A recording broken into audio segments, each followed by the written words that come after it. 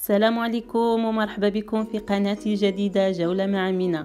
كما وعدتكم في الفيديو السابق بأننا غادي نطرقوا المواضيع متعددة. إلا بغيتم مني استمرارية ما عليكم غير دعموني. المهم من بعد ما فطرنا انا ولدي بغينا نخرجون باش نديروا دويره خفيفه في المارشي ونشوفوا شنو نحطوا من جديد. يلا معايا تشوفوا الشميشه، ولكن راه الموت ديال البرد. احنا قربنا ما بقى والو، حيت كندوزو فوق القنطرة عاد كنهودو باش نوصلو.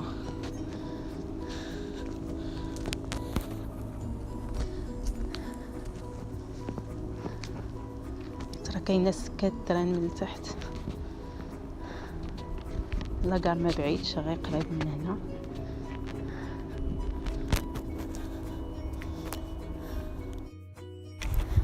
شوف معايا عندك نطيح، حيت كان في الميرا ما كنشوف والو عند رجليا فين كنحط رجلي.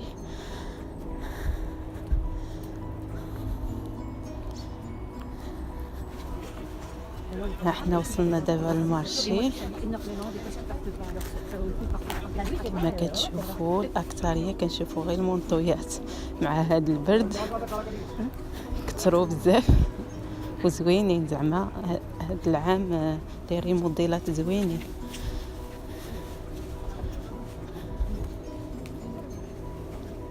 السراول كيديروا غير 5 اورو. ها هما المونطويات دابا ديال الدراري الصغار، وعجبوني ومقطنين زعما بحال هاد الشكالات كيديروا 20 اورو، وهذا ديال المينيتير كيدير 30 اورو كما قال لي.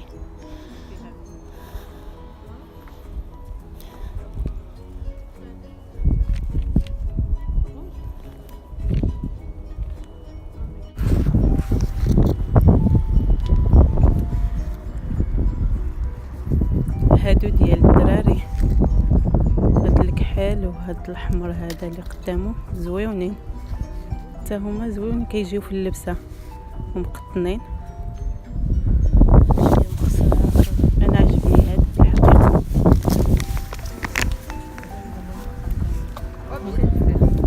هاد اللعيبات نتاع العقيق اللي دايرين لهم دابا كلشي كتلقى فيه العقيق، جاو زويونين. عجبني انا لهاد الكحل، وولدي قال لك ناخذ لختو هذاك الكري، عجبو الكري كيديروا غير 5 اورو. وهذا اللي فيه هاد الزويقات من التحت ولدي ما عجبوش، كلها ودوقو. ودابا جينا عند السراول هادو نتاع الفيتنس نسبور، كيديروا غير 10 اورو زويونين، كيجيو مع لاطاي زوينين.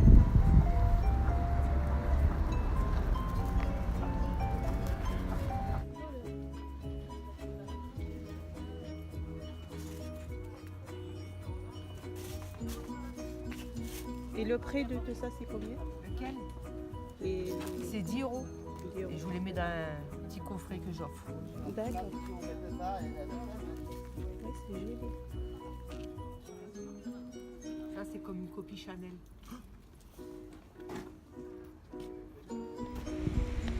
بحال هاد الحلقات زعما عاجبيني ولكن ما يصلحوليش مع كندير الفولار. وهادو زويونين، راه غير جالوق يعني كيعطيو المنظر. بحال هادي دابا كدير 15 اورو، تباني شويه غاليه ولكن زويونين، كيجيو مع اللبسات زويونين وخفافين. هادشي اللي ولاو كيستعملوا دابا.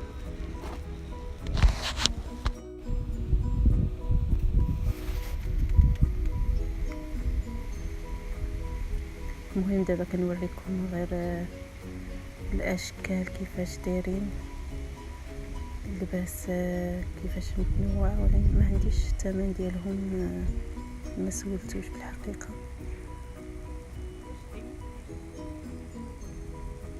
هذه الخضره فعلا غاليه عندنا هنايا الخضره، ولكن اش غادي ديري. سمحوا لي، كنت باغيه نوريكم بلايص اخرين وحويجات اخرين، ولكني ما قتلياش الوقت. حسني نطلع دابا باش نجيب الدراري من المدرسه وباش نوجد لهم الغداء بحال ما يتغداو في خاطرهم، ونتلاقاو بلاتي. هنايا بالنسبه للغداء بغيت ندير لهم كغاتان خفيفه ما فيهاش بزاف ديال المقادير باش ما تشتلياش بزاف د الوقت الطياب. سمحوا لي نسيت نصور لكم من قبل. خديت 4 بطاطات صغار وقشرتهم بطبيعه الحال وغسلتهم وقطعتهم طريفات صغار ودرتهم يتقلاو. وهنا كما كتشوفوا خديت مطيشه وحكيتها وخويتها في المقله وضفت عليها زيت البلديه، وتقدوا ديروا شويه ديال الزعتر حيت كيعطي واحد البنه زوينه. انا نسيت نديرو. وكنضيف الملحه والتحميره والكمون. وكما شفتوا كندير عيني ميزاني، وداك الشيء كيبقى على حساب الذوق، وكنديرها فوق البوطه باش طيب. ومن بعد كناخذ داك البطاطا اللي سبق لي قليتها كنضيفها لواحد الاناء اللي كيدخل الفرن. انا خديت هذا ديال الطين وسرحت فيه البطاطا كامله، وزدت عليها واحد رشيشه ديال الملحه حيت ما كنتش درت لها من قبل الملحه. مهم نتوما كتقدروا ديروا اللي بغيتو. انا على حساب ولادي ما كيبغيوش داك الشيء، داك البيشاميل وداك لا كريم فريش، وكنفضل نديرها عاديه بحال هكا. وكنضيف لها كما كتشوفوا الطون طريفات صغيورين كنضيفها في المهم في الاناء كامل. ومن بعد كنزيد عليها داك المطيشه اللي سبقنا وجدنا، يعني داك لاصوص. المهم كنسرحها فوقه كامل.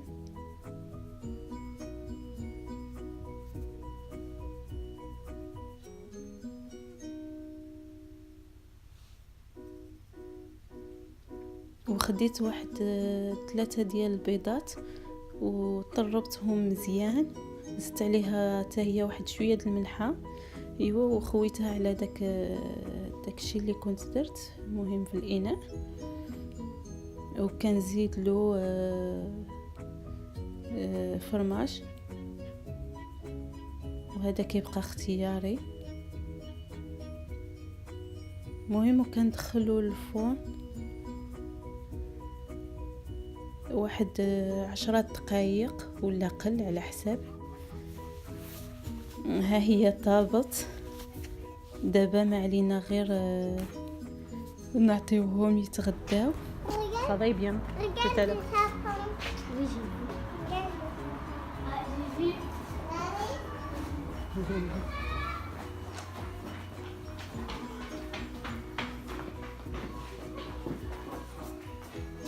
Bonjour.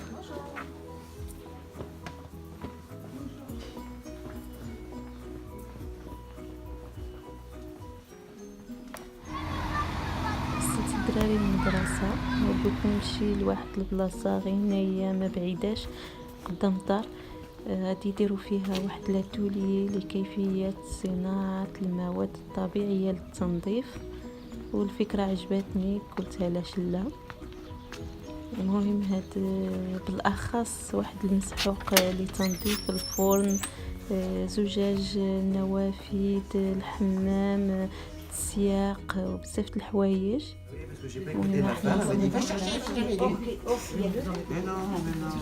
هاد المسحوق ياخذ واحد القرعه تاع السيترو وكيدير فيها 2 معالق كبار نتاع المسحوق البيكربونات، ويزيد عليها كاس كبير نتاع الخل، وكيكملوه بالماء، ويدير فيه واحد 15 نتاع نقاطين نتاع زيت الاساس باش كتعطي داك الريحه زوينه. Combien 3/4 de votre cuillère, non la moitié, Ça monte. Oui, mais c'est ça. Ouais, c'est ce que j'allais dire. Je vais aller chercher Et ben voilà. On peut mélanger le bicarbonate avec le Attends, qui carte par Alex. Voilà ce que ça fait. Sauf que regardez ce qui reste maintenant dans le liquide. Vous voyez? Ce qu'on va faire, c'est qu'on va commencer avec le bicarbonate.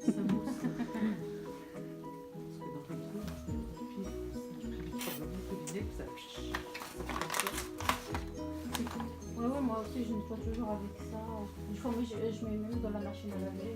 Vous aussi? Pour nettoyer la machine, mais pas pour le linge. Le vinaigre, c'est pour le linge. Oui. Voilà. Et c'est vrai que. Non, ça sent pas du tout. Non, ça fait la même chose. Vous y allez pas.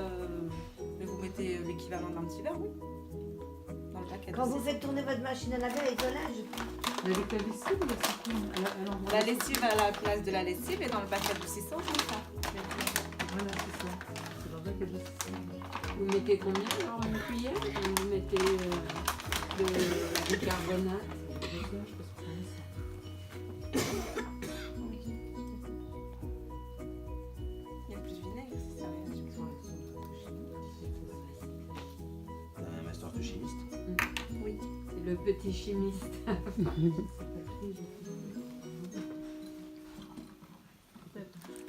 ça va dé... Faut mettre moins de...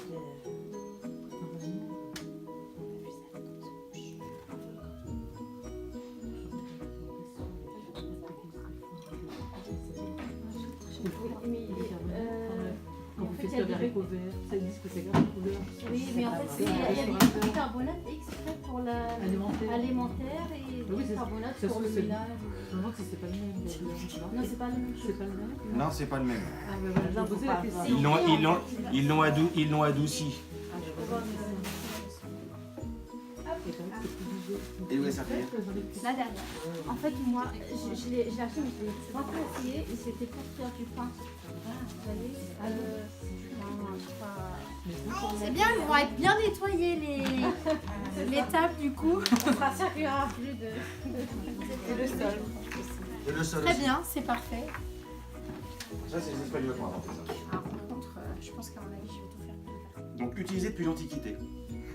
Bon, ça ne rajeunit pas, Est-ce certes. que Briochin était là? Monsieur Briochin, je doute.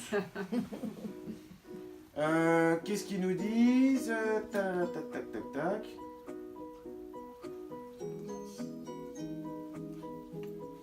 Donc il neutralise aussi des mauvaises odeurs, vous voyez. Il propose de mettre par exemple dans les espaces confinés comme type armoire à chaussures, armoire à linge. Je sais qu'il y en a qui mettaient aussi des fois un petit peu dans le réfrigérateur, etc. C'est-à-dire qu'à lui tout seul déjà il capte les odeurs. Parce que là en fin de compte, le côté quelque part détergent, un petit peu corrosif vis-à-vis des saletés, ça va être le vinaigre blanc. Voilà. Le bicarbonate, lui, il apporte tout ce qui va être au niveau capter les mauvaises odeurs, etc. L'huile essentielle de citron, il est là pour parfumer un petit peu le tout. Et l'eau, c'est l'outil indispensable de toute façon. Il suffit de faire le tour de la planète où l'eau, elle est quasiment présente partout, que ce soit dans un corps d'un être vivant, dans la nature autour, et qui sert à tout. De toute façon, on ne peut pas fabriquer un objet si on n'a pas utilisé d'eau. Tout simplement. Et l'antibactérien là-dedans, c'est vinaigre, c'est ça? Il y a l'huile essentielle dedans, le vinaigre a un côté antibactérien. Et je pense qu'aussi de toute façon le bicarbonate, parce que les bactéries c'est ce qui va contribuer aussi à donner des mauvaises odeurs. Les bactéries c'est pareil, c'est comme parler des moisissures, le petit champignon qu'on n'arrive à jamais à voir tout seul. On comprend pas trop un petit peu son histoire. La bactérie c'est pareil, ça reste quand même des êtres vivants qui sont invisibles à l'œil nu, qui pour certaines, une fois qu'elles rentrent dans le corps, c'est catastrophique, je pense aux staphylocoques, etc., qui peuvent être extrêmement dangereuses, mais ça c'est peut-être 2% des bactéries dans le monde. 98% du reste des bactéries, c'est ce qui va constituer des sols, qu'on va retrouver à la base de beaucoup de chaînes alimentaires, etc., qu'on retrouve nous dans notre appareil digestif et qui nous permettent effectivement d'assurer une bonne digestion, parce que c'est quand même extrêmement important, la digestion. Donc je vous laisse choisir un pulvérisateur, d'accord? J'ai des modèles un peu plus petits, mais je vais غادي ناخد معايا هاد الورقه اللي فيها لي غوسيت ديال لي برودوي اخرين وهاد القرعه اللي صايبتها بيدي. ودابا وصلنا لنهايه الفيديو، كنتمنى تكونوا استفدتوا من الافكار نتاعي، وإلا عجبكم الفيديو ما عليكم غير تدعموني باش يوصلكم الجديد ان شاء الله. بسلامه.